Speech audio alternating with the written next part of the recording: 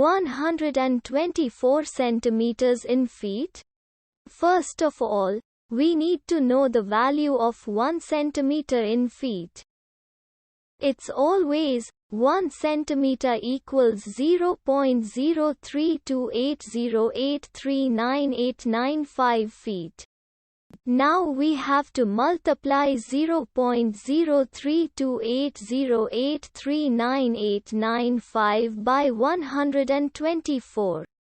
Therefore, 124 centimeters times 0.03280839895 feet equals 4.068241469 feet.